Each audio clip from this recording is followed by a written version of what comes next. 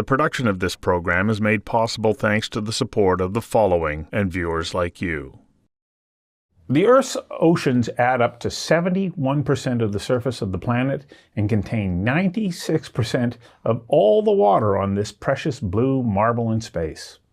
The oceans produce 60% of the oxygen we need to be able to breathe. The oceans are our greatest natural resource, says Lasse Gustavsson, the CEO of OceanWise, and they are at risk due to human activity. According to data collected by the Argo Network, a program utilizing over 4,000 robotic floats that move around the globe riding the currents, they sink to depths of 2,000 meters, rising to the surface, and then beaming back valuable data that scientists are using to monitor the heart of the world's climate system, the ocean. And the ocean is heating up. Gustafsson says the data shows temperatures are up by more than 1 degree Celsius over the past 145 years. The oceans are warming because they absorb more than 90% of excess energy trapped by greenhouse gases. In the process of absorbing that energy, the acidification level of ocean waters is also rising, says Gustafsson. I invited Lasse Gustavsson, the CEO of OceanWise, to join me for a conversation that matters about the vital role our oceans play in our survival, the risks they face, and how we can mitigate those harms. Mr. Gustavsson, welcome. Thank you so much. I want to ask you, without being overly dramatic, how bad is it? It's bad enough to require everybody to do everything they can to prevent an additional harm. But it's not so bad that we can't protect and restore the ocean going forward. The good thing about ocean ecosystem is they bounce back. They have resilience. There are limits to how much we can put pressure on, but it's not too late for action. From your perspective, what are the three biggest threats that we face right now? So if you start from a human perspective, overfishing for sure. We've been fishing for thousands and thousands and thousands of years. But not overfishing all those thousands. We've been overfishing for 40 years. For 40? Maybe 50 years. Yeah, maybe. And overfishing is a technical term for taking too much fish out of the water, more than the fish stocks can replenish. We've lost some of the bigger ones already. But you can see fish stocks bounce back if you leave them alone or you treat them a little bit more gentle. I commissioned a study 10 years ago when I lived in Europe and asked the scientific community a very simple question. How much fish could we have in European waters if we were fishing for maximum sustainable yield, but not more than that? And 15 of the best fisheries biologists in the world said, in short, 10 years from now, you can fish 60% more than you do now, sustainably, meaning forever, if you protect essential fish habitats, if you stop using negative technologies like bottom trawling, and if you set catch limit based on scientific advice, not political compromise. That study hasn't been done in Canada yet, but I'm optimistic that it will be soon because I'm talking to one of the senators who's very interested in this, and I am relatively convinced that similar positive results would come out of a study in Canadian waters. So did we not stop overfishing off the east coast of Canada a number of years ago, and have we not, to your point, seen a rebound in those fisheries? It's a bit embarrassing living in Canada and having a son studying marine biology in the Netherlands because the textbook example for how not to do it is the Newfoundland cod. Which were fished to collapse. You're right. Now replaced with snow crab. So the ecosystem has what biologists would call flipped. It's a different ecosystem. The cod will not come back. Mm-hmm. The crab is there instead and changing the relations in the food web, if you like. So our efforts to save the cod haven't worked. No, but I think the fishermen in Newfoundland are equally happy because they make as good money out of crab fishing as they do out of cod fishing. I don't think that justifies overfishing. No. The fact that the ecosystem bounce back or change in a good way, we just need to stop overfishing and rebuild the fish stocks. Globally, there's about 3 billion people who are depending on fish and seafood for more than 20% of their protein. I think that can be almost doubled. And still be sustainable. And still be sustainable. given that we then rebuild fish stocks, we fish more sophisticated or gentle, we're not treating the fish stocks as a resource that can never go away, but we fish and we rebuild the stocks. We used to have much more fish in the oceans than we do today. The production of this program is made possible thanks to the support of the following and viewers like you. So do we need to rebuild with indigenous stock? Because you talk about the example off of Newfoundland. The indigenous, the cod stock is not coming back. Does that not change the biochemistry in that coastal area off of Newfoundland? It changes the food web. So who's eating what? Right. And so cod, it ripples down the line. Yes, exactly. Cod eats herring, herring eats cod egg, etc., etc. And they have to keep in mind that there are two kinds of fishing. It's the industrial fishing, big vessels, big resources, and then it's the small-scale fishing. People with small boats, small wallets, and limited opportunities to change the habits. They have one or two buyers of what they catch. And Oceanwise try to work both with the industrial fishing, making recommendations. You've seen the Oceanwise eco-label in your supermarket, fishmonger, or the menu in a restaurant. The last years, we've been also working with small-scale fishers to see how they can fish sustainably, how we can help them get access to better markets so they can get a better price for their work, so they have an incentive to continue to fish sustainably.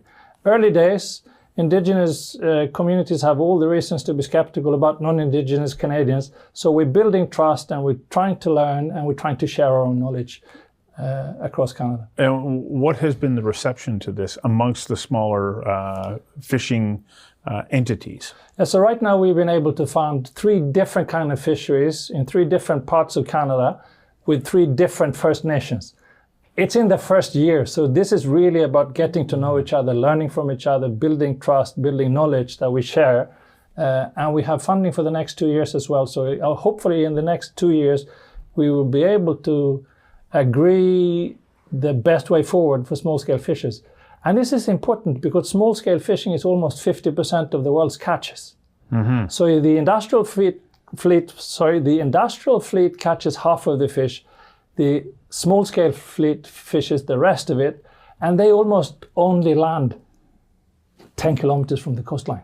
Right. What's the likelihood of getting those large industrial fishing entities to start to pay attention to this? Or do we have to legislate them? So I'm super optimistic because only this year there was an international agreement in the World Trade Organization around subsidies. You would think that fishing was a commercial industry. Mm-hmm. It's heavily subsidized in Canada and elsewhere. So because it's food. Because by pulling the subsidies for the fleet that is bigger than it has to be for petrol, for engines, etc., we will be able to adjust the fleet to the resource. Mm-hmm. Still to be implemented, but the WTO is one of the few international organizations who's actually got teeth and can put pressure on countries so they actually follow the agreements that they are making. I can't help that there are a few countries that sort of live outside of the League of Nations in a manner that they go, I don't care what you say, we're going ahead. Is there anything that we can do to put pressure on them? So I think the best we can do as Canadians is to do it what's good for us. Most of the fish that is eaten in North America is caught in North American waters. There's a lot of trade, but Canada's got a lot of fish in its waters. US got a lot of fish in its water. Between the two of us, even though the relations right now are not the best, we could feed our populations the fish and seafood. We're not anti-trade, but we also know that most of the world's fish is caught in the EEZ, so the economic zone of a country. There's not a lot of fishing in international waters. Right. So if you can just control your own waters, that's already a good start. That's a good start. So we talk about pollution. So the pollution work that we have in Oceanwise, that we do in Oceanwise, is primarily focused on plastics and 2 kinds of plastics. The microfiber plastics that are pieces of plastics that are 5 millimeters or shorter or smaller. Really hard to see. You can't see it with your own eyes. It's everywhere. We have them everywhere. We have a laboratory in West Vancouver where we do analysis on different waters that we collect. But we also work with the apparel industry. You'll be surprised that one of the main sources of of microfiber plastics is textiles. Right. Here we are in Vancouver, raining sideways half of the year. You need a proper coat. And then you've been well taken care of by your mother or father. You need to wash your clothes every now and then. You wash a jacket from one of the big companies that we have here, it emits lots of microfiber plastics into the ocean. Right. So we've been working with a coalition of 16 companies, including Arc'teryx and Patagonia, to see how can you create a fabric that is protecting us from cold and protecting us from rain, but doesn't emit as much microfiber plastics when we wash it. So we've made some good progress. Then the next step was we're looking at washing machines, because when you wash, how do you design a program for a washing machine so it washes your clothes, they're clean, but as gentle as possible? And then we invented a filter together with Samsung. So that's now on You the invented market. the filter. Together with Samsung, we invented a filter that we then gave to Samsung, so they put it in their machines. It launched on the European market 2 years ago, and I think it's in North America now. And what is the impact on output? So the filter takes away about 70% of the microfibers, which is great. Significant. And on top of that, when you program your washing machine the next time, put it on a gentle, maybe it's called wool on your washing machine, it's called gentle, you reduce 70% on top of that. So you can catch almost all the microfibers in the washing or in the design, obviously, in the design and the washing process. And make sure you put it in the garbage, not down the drain. So then the question is, what do we do with the length? And we don't know yet. So we keep it on land, because once it's in the ocean, there's no way we can take it back. Now we're looking at dryers. What can we do with dryers? So we'll have a full loop from you make a jacket, you wear a jacket, you wash it, you dry it, and then you dispose it at one point. So you're improving the life cycle analysis of these clothing items and their environmental impact. And we do it with the top brands, because they are the ones who are setting up the factories in Indonesia, Vietnam, or wherever our jackets are made.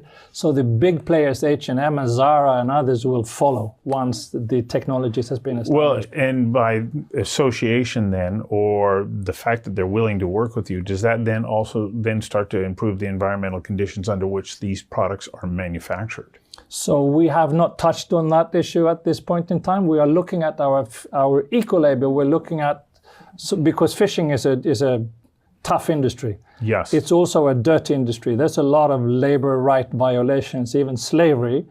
How do we put that into the context when we as an environmental group look at, is this a sustainable stock to fish on? Yeah.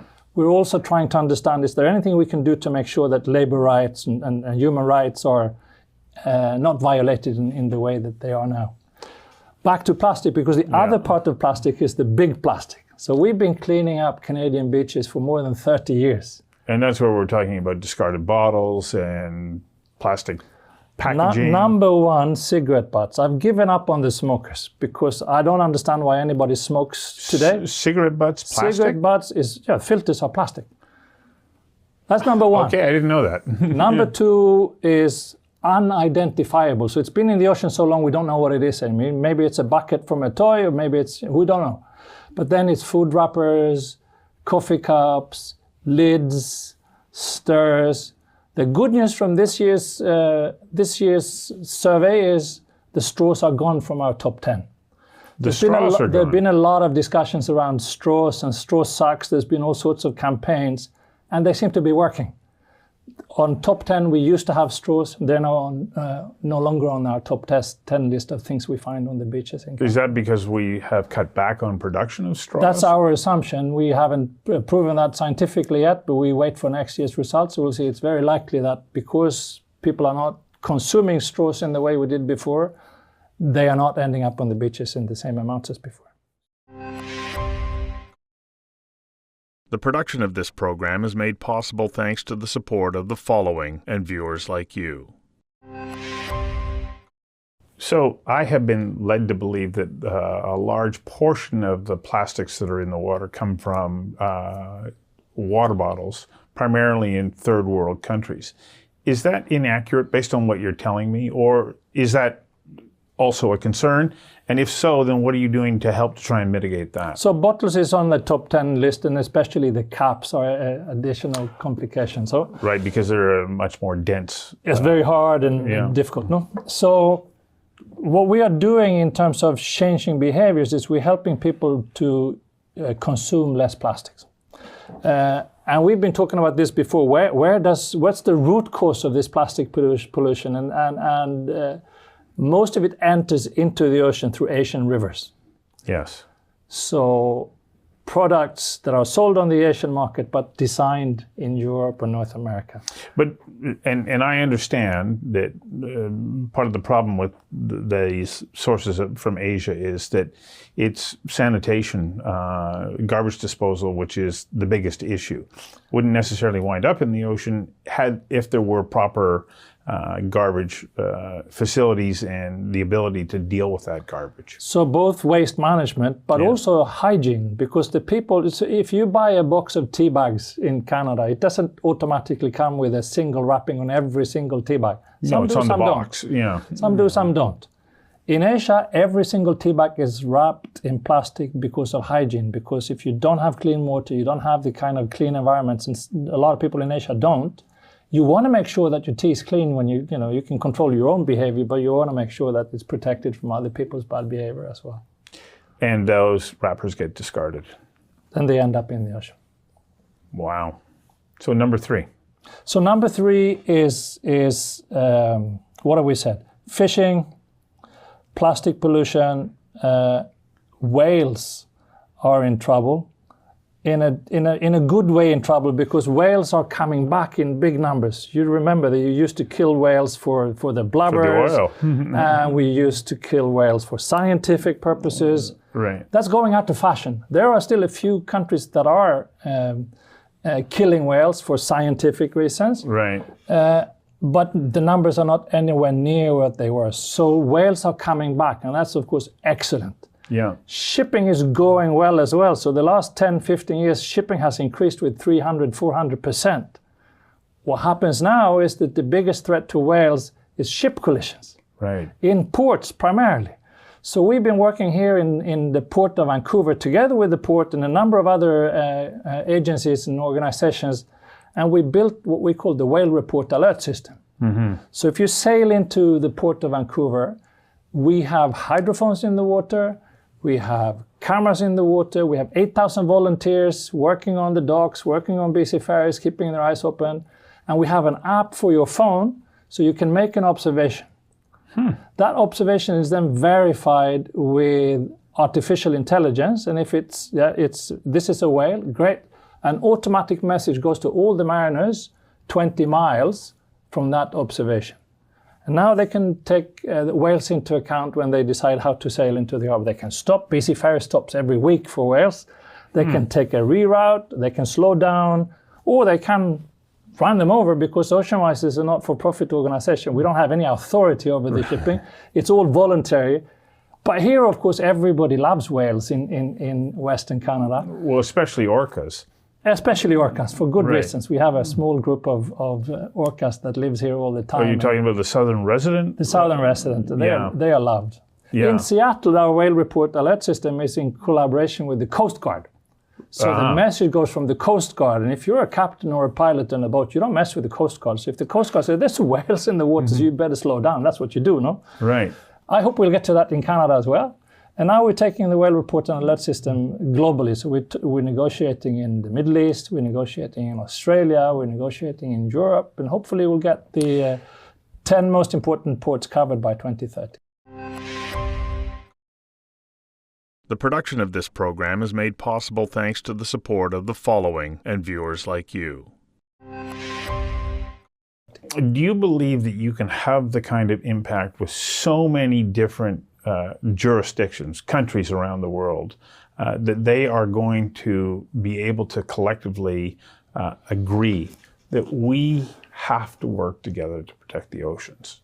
Because to me, that seems to be the biggest challenge. So this is interesting. So the Sustainable Development Goals, which is this is the roadmap for the world's government agreed within the United Nations system. There's 17 targets. Number 14 is called life underwater. The estimated cost for life underwater to how much do we need to invest on an annual basis to get to the targets that the government has agreed? $172 billion US per year. Guess how much we are actually investing? Less than 3 million. So I was going to say nothing. Well, in essence, that is nothing. So big that anybody who believes that government will save the oceans need to think again.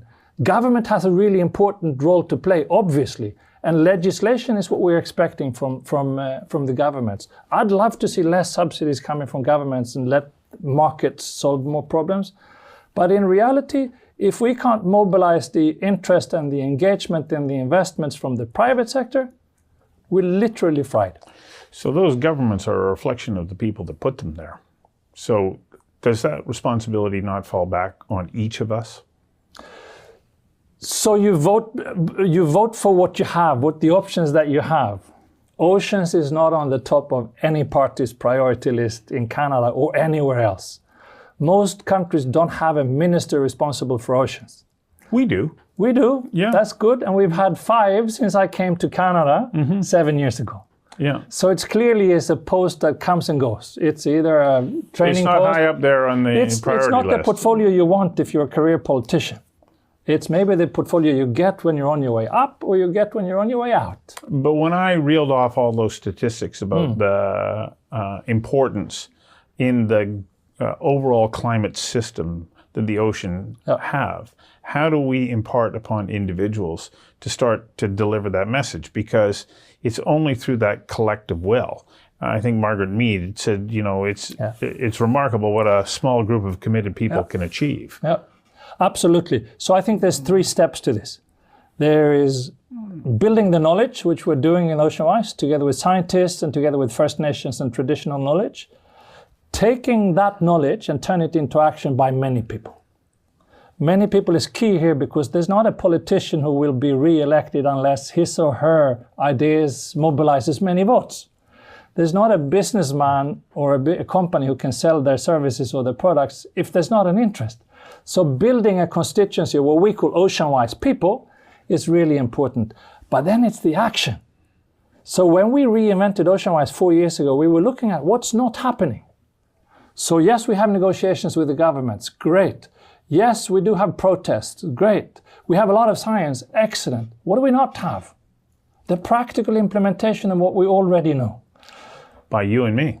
By you and me and by anybody else. So OceanWise decided to become the let's do it arm of the ocean conservation ecosystem, if you like.